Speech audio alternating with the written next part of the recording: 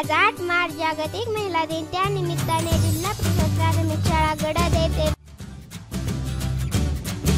भाषणे. जिल्ह्यातील दापोली तालुक्यातील वळवंत गाव येथे झाला.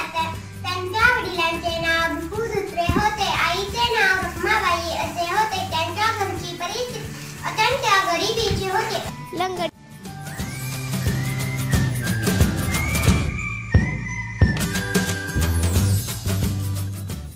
लिंबू चमचा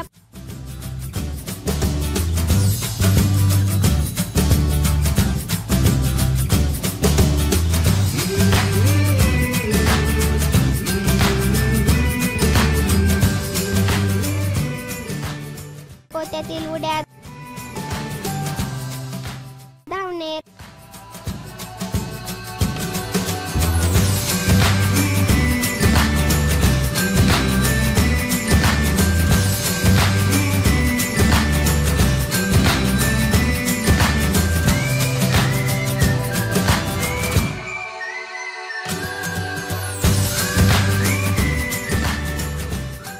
रांगोळी